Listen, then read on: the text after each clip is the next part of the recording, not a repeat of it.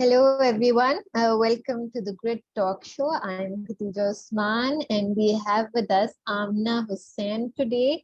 So in the Grid Talk Show series, just to give a little bit of reference, we cover different coaches, mentors, trainers and career counselors and coaches like Amna, who is doing a fabulous job.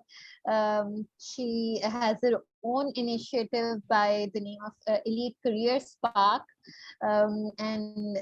So today she will be telling us more about, why a visionary mindset is important, and the value of career advisory. She helps with resume building, in coaching for interviews, and many, many more things. Amna, it's an honor to have you here. Please share with us a bit more about what you're doing, and anybody who is going to UAE. I think Amna is the right person to connect to, because she really helps with recruitment within the UAE area as well, especially if you're in HR, right, Amna? Yeah, absolutely. Yes, so please tell a little bit more about what you're doing with Elite Career Spark. Okay, thank you very much, Khadija, for the kind invitation and the opportunity to be with you, to be with the grid coaches, as you are doing an amazing transformational help and support system to the society. I'm so glad we are here. Thank you once again. So by my name, it's Amna Hussain, and I've started my career journey back in 2015, and realized that there is a huge gap of awareness into the career advisory. So what I faced, the do's and the don'ts, the ups and downs in my career when I started. So I realized that this is something that once I understood the process, how it goes over here in UAE as an expat, so I started to help job seekers just as a volunteer, and start to mentor them, listen them, what are their challenges, and what are the problems they're facing over here as a candidate, as a professional. Just the same I faced. And then again, I also met some of the great mentors over here in UAE. I learned from them. They taught me some valuable insights that how we should apply the strategies and techniques over here in UAE and then achieve the job. So yeah, like since then I'm with people, talking to people, listening to people, communicating with people is something like I really enjoy. And like back from that time till today, like back in 2020, I started my own venture and startup with the name of Elite Career Spark. So on the other day, we were discussing also that what is the meaning or what is the mission behind the name, like Elite Career Spark. So it's all about that we as a human have a lot of talent, skills gifted by nature, by Allah. And then some of the talents are hidden that we need to explore. We need to find out that what is some spark, what is some uniqueness that we can take it forward. So this is something I'm trying to help purpose-driven professionals, executives, people out there to find out their missing elements, the puzzle. We are in a puzzle in our life and career, and we need to collect and draw the beautiful canvas, I must say. So this is the main purpose I'm working on, and I feel happy when people, professionals achieve the target, what they're looking for, like my clients, my network. So this is how I help. This is how I'm looking forward to help more people. I have a question. Like, where do you see people struggle most if you had to rank them in order? Like, are those the interviews, the resumes, or finding a job? Where does the struggle lie the most? Right. Very good question, Khadija, and that really links with the mindset. First is the mindset, the visionary mindset, what you're looking for, how you are looking for, why you are looking for, any job role. Like when I talk to people, when I ask this why questions, that's the moment they are stuck. I'm just looking for this, that, XYZ. And some of them no at the same time, right? Like it's a mix of a mindset. But first is the thing that people face is the struggle to know what they really want, what what makes them happy in the corporate jobs, in the corporate careers, and then how they are happily pursuing it with a passion to get it forward. And then comes in the profiling, the resume, the LinkedIn profile, because nowadays LinkedIn is a great and a huge platform, right, of professionals. How we can connect on LinkedIn, how we can be on LinkedIn, how we can start branding ourselves, because no one tells us about branding in our school days.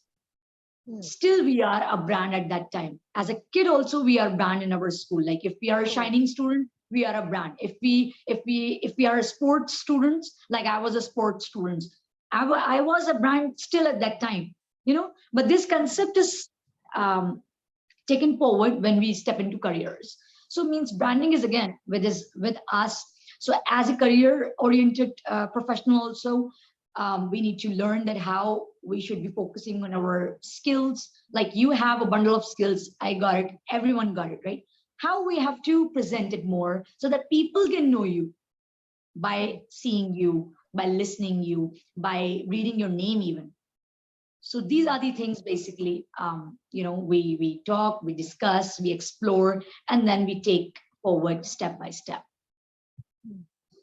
Yeah. So that comes about personal branding and all. So where the struggle when we talk about, you're saying that we have difficulty identifying our own brand. Is that right? Exactly, yes. Like people or professionals do ask me, okay, Amna, how do I start? Or from where do I start? Then we discuss that, okay, tell me your 3 core skills or 3 core talent or uniqueness or expertise. I say, there you go. These are your 3, for example, major skills. And then you have to start working on with the branding perspective we are talking, right? Without knowing yourself, we cannot brand. We cannot talk about ourselves. We cannot explain more or present ourselves, right? So these are the basically hindrance or challenges people face a lot. Like I've seen many of the professionals like having a great number of years of experience, 10 plus years, 15 plus years, even 20, 25 plus years of experience. And they were still in just the corporate world, 9 to 5, and that's it. Now they are finding that light, or they're trying to find out that light, and still they have it. Like every individual have it. It's just about a time. I must say that if you meet a right people in a right time of your life, that can really also help to move further in our journey. Conducive environment, because once like a typical Eastern male, for instance, he gets married and he has his family and he has to provide for them. So even though he might want to do something else, but given the risks involved, they're not up for it and they can't afford to, because they have dependents on them. Sometimes even if it's not the wife or children, it's maybe unmarried sisters in our particular culture, Exactly. Eastern part of the world, Right. or parents. So there are things that bind people and they just can't live the life they want to. So within that parameter, given that they have limitations and they can't go about experimenting or taking risks to actually live the life they want to, how can we become more visionary, or maybe realize our visions? Is it by doing a side hustle? What do you think? Right. So I think, and even when I discuss with my clients who are coming from a huge years of experience as well, sometimes for those especially, I tell them, even we can also practice, and I practice the same thing, just dedicate some, good quality time for yourself individually.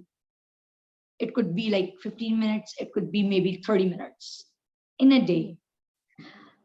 And think about yourself, work on your skills. For example, it's really workable. I told my client that when you are coming back to home while you are driving, okay, lots of things must be coming in your mind. Lots of ideas, points are coming in your mind, but you're not working on it. If you focus those minutes or time thinking about that, what you really want to do, and then again you sit at a very quiet place, take out some time. You have to struggle to take out some time. Like I know it's a busy world, busy time, busy life for everyone, right? But again, if you want to do it something, and if you're willing to do it something, you will invest some time for yourself individually, and then you can extract the treasures from your personality, your deep down individual, and then you can work on. But you have to. Yes, so basically it's about time management. Yeah, if we time want management. to work on our dreams. Yeah, or dedicating your time, dedicating. Like nowadays, I see many of us, are scrolling the social media only. Why you're just scrolling? We can just dedicate those minutes to, jot down some our plan, jot down some ideas for our skills, and then start creating some post content, some of the blogs, and then there you go. You can work on your brand. You can work on your LinkedIn profile as well. So it's all about, I think, taking out from yourself and then giving the best for yourself only, and then you can see the results. So it's about you. Yes. So What do you think? now I totally agree with you. It is a lot about time management, and if you have to continue with the job, because sometimes you have to bring in the money, the salary by the secure paycheck, as you say. So for that you have to keep working as a side hustle, even if it's to sort of fund your passion project. You have to work. So it then again comes down to time management, as you very rightly said. So then Amna, about the LinkedIn, since you help people with optimizing the profiles as well, and nowadays a lot of times that is a resume, is it not?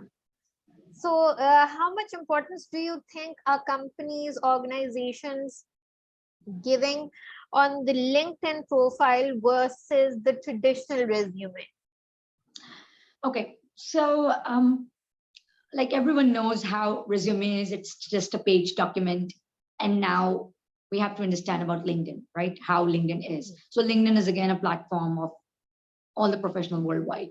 It's a digital profile basically, right? So in resume, we have to be very relevant with our content, with our information we are putting up in the resume. Whereas at LinkedIn, it's a huge world in front of you to present yourself, to write down the most unique keywords, the skills, the expertise.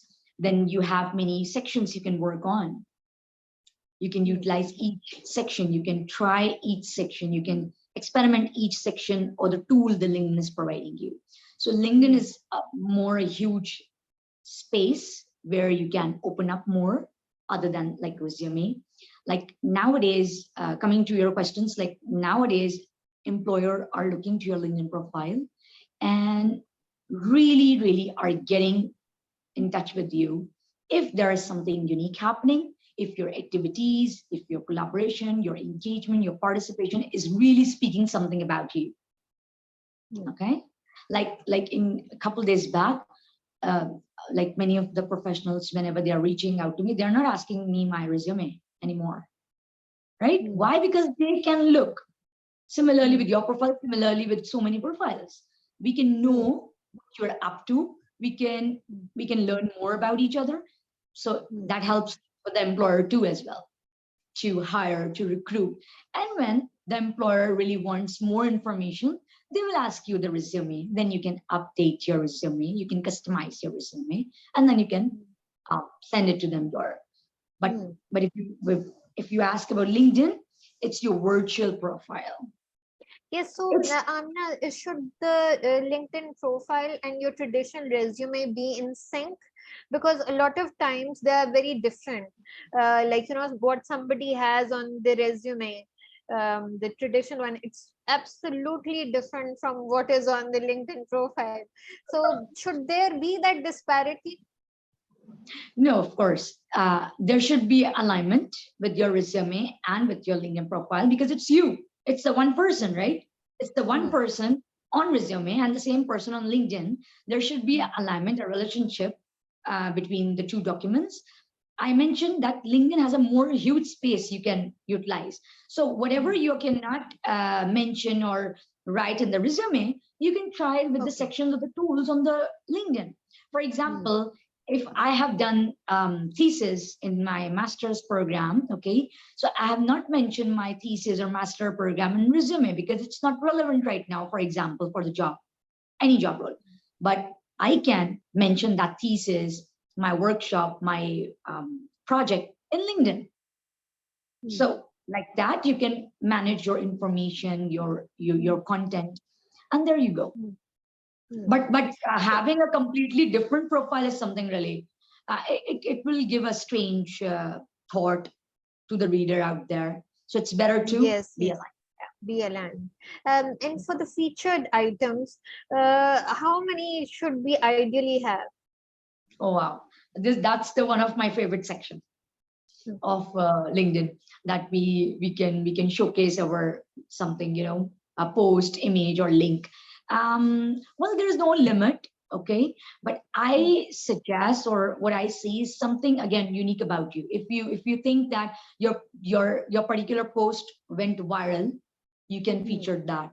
If your article is so important, so valuable, you want to show to the world that you have mentioned something great insights in that article, you can post that. So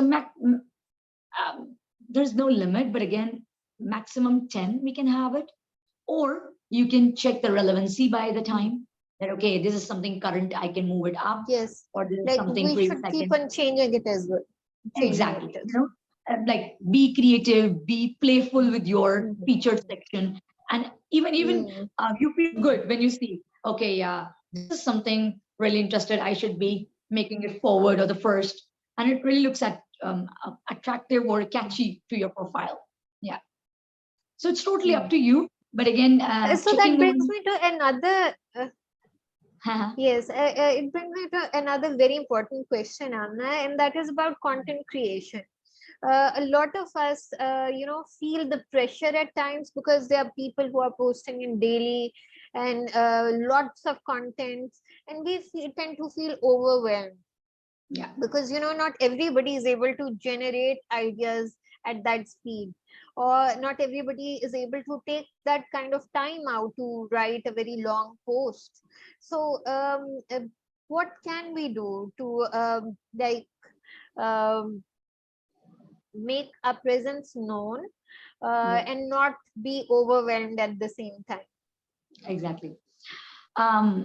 It's better to keep with your pace. Everyone has their own timeline.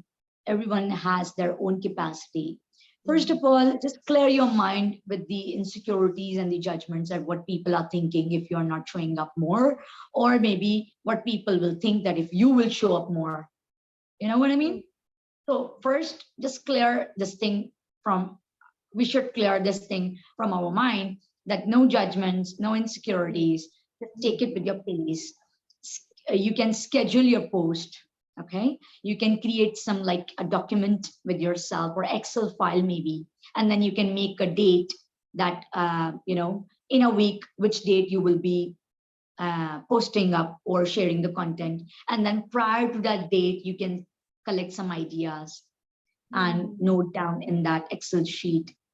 Okay, like you can create a tracker, and that can really help you. It's not about a race, I must say, because this is my personal experience. When I started LinkedIn, when I started LinkedIn back in 2015, I was, a tiny person who doesn't know what to write where to go. And I was like seeing, oh my God, there are so many people writing a lot of huge, great content. So no race with them. They are doing well. You're starting up something. Your baby, take those They're at steps. a different chapter, and you're at a Exactly. different chapter. Exactly. Yes. Be in the process, learn, and then practice. No race, no competition. What you are trying to achieve, just focus on that. And then Yes. you can have a tracker. That's how. And and and Yes. and, and in between, take breaks also. I do take breaks on weekend. No posting, no content. Easy. Yes, absolutely. That's very necessary to get back that creativity, that time for reflection. So actually, what I do when I'm not posting or Yeah. creating content, because there are some even weeks when you uh, cannot come up with something creative or um, generate ideas like that. So engage with other people's posts, because Exactly. that can also get you visibility, like their contacts can see you. And I think, what is your opinion on engaging on posts of influencers? Because there are like so many comments, like thousands of comments on some posts.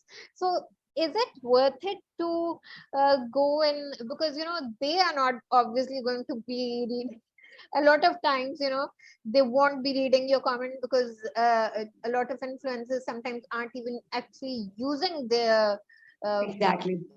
accounts. It's their Yeah. VAs who are using them. So is it worthwhile to go and comment on those you know Mhm. posts with 1000 comments already on them? You're saying 1,000. I'm seeing 4,000 comments sometimes, and I'm like, whoa, seriously? Okay, move on. So it's not about something that Yes. like I think like is it worth it or not? I think that if you like the content, you can press the like reaction and move on. If you want to say something, okay, fine, you can say. If you don't want, you cannot. You don't like. It's not something obligatory or compulsory. Like if you like their work, you can do Of it. course. If you want to keep on seeing their work, then So it's also you not can about do it. visibility Yeah, it's not when it something comes that's to like such posts. So it's more about being your authentic self. exactly. So if you want to and you relate and it resonates with you, then you should go ahead and comment or Yeah, like it. If it doesn't, then exactly. move on. So like And treat more it of like it, any other post you. exactly. And more of it, if you want their post to be further on your feed as well, like you like their content and you want them like you want to see more, then you can keep on liking so that the algorithm of the LinkedIn will show up their feed, show up their content. And yes, for the visibility purpose, I must say that you can post or react to the content of maybe HR people, hiring managers, what they are sharing. You can keep in touch. You can keep in reacting to their posts. So from there, your profile visibility will be increased. The HR will be seeing your profile. So that's, I think, a plus for creating the visibility. Yeah. Okay. So that brings us to hashtags before we wrap up. So Okay. when it comes to hashtags, Amna, being a LinkedIn coach, what do you suggest? Um, should there be specific hashtags that we should always be using, or is it all right to use different hashtags? You've just clarified that we should be using HR if we're, professionals. So otherwise, how constant should we be with our choice of hashtags? Right. So first of all, I would say that we should be having like 3 to 5 hashtags in our post, okay, which is a good relevant Okay. number. Not too many hashtags in Mm, our post because that makes mm, our post disorganized or too much wordy. Then mm, uh, mm, number 2, we can create our own hashtags, okay, and mm, tell to people or inform people to follow our hashtag so that our content will be mm, going there. in the hashtag, and people can follow our each post. Third, the hashtags we have already on LinkedIn by default, or for since ages they are. All right. So we should follow the hashtag, or we should keep that hashtag which is relevant to your content. Let's say personal branding. If you are writing something about personal branding, so if you're mentioning personal branding in your post, okay, so that particular post will land in that hashtag. So that will give you more value or visibility, that more audience will be watching your post. So I was attending some session the other day, and they said that, you know, for LinkedIn, your hashtags should be more specific as compared to Instagram. Instagram, they should be more general. Now, I'm not somebody who specializes in hashtags. What's your take on this? Yeah, for LinkedIn, it should be like more familiar, more sound, more easy to recall or remember. Like, for example, your name, your first name and last name. If you create a hashtag and tell people to follow you, the more family, friends, network know you, they will recall you. You know, the more twisted, or, you know, the more curvy you will make the hashtag, it's more difficult to learn or recall it. Yeah. So, like so personal you're branding. suggesting that we should have a hashtag by our name as well? Yes, of course. You can create it, and then you can tell your audience, just make a post that kindly, or start following my hashtag. I would be sharing post and mentioning my name. That's a great as idea. Exactly. Yeah. Yes. So thank you so much, Amna, for giving such valuable tips. I'm sure anybody who was watching found it really helpful, found all these tips really helpful. A lot of times, you know, people watch at their own time. So I'm sure we will be getting a lot of comments. And if you're watching, please leave your comments, Amna, or I will get back to them. And thank you so much, Amna, for being here. Wishing you a nice weekend and a happy weekend to everyone. Thank you. Thank you. Most welcome, and thank you very much. Have a great time ahead, and keep in touch. We'll see you next time. Okay. Bye.